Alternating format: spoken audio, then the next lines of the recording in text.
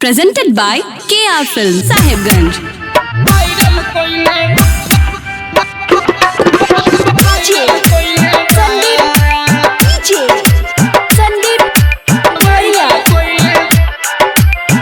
Music by Krishna Anand.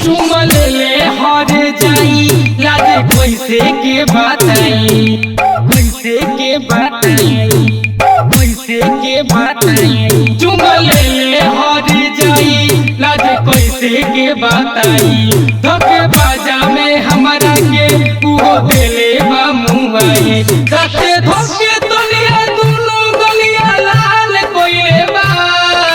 सीना बीच photo खींचे कैमरा लगा के लहंग के नीचे आ वीडियो वायरल कोइले बा सखी रे वायरल कोइले बा आ वीडियो वायरल कोइले बा सखी रे वायरल कोइले बा वायरल कोइले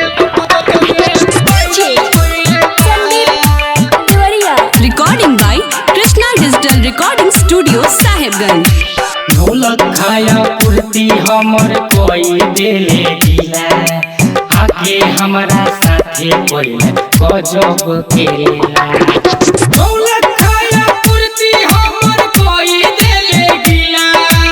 आके हमरा साथे कोइले गजब केला राज बेजिक तलिया दोनों गलिया लाल कोइले बा सीना बीच फोटो खींचे कैमरा लगा के लहंग के नीचे आ वीडियो वायरल कोइले बा सखी रे वायरल कोइले बा आ सखी वायरल कोइले बा सखी रे वायरल कोइले बा वायरल कोइले बा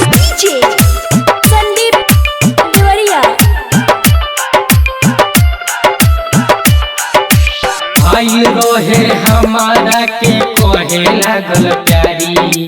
बात नहीं बुझे सखी आलो के अनारी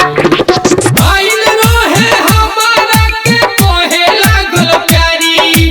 बात नहीं बुझे सखी आलो के अनारी रघुबर रंगीला देवरा ऐसन हाल कोइले बा सीना बीच फोटो खींचे कैमरा लगा के लहंग के नीचे आ वीडियो वायरल कोइले बा सखी रे वायरल कोइले बा आ वीडियो वायरल कोइले बा सखी रे वायरल कोइले बा चुमल ले हर जाई लाज कैसे के बताई धोखे बाजा में हमारा के उहो देले बा मुआई धोखे धोखे दुनिया दोनों गलिया लाल कोइले बा सीना बीच फोटो खींचे कैमरा लगा के लहंग के नीचे आ वीडियो वायरल कोइले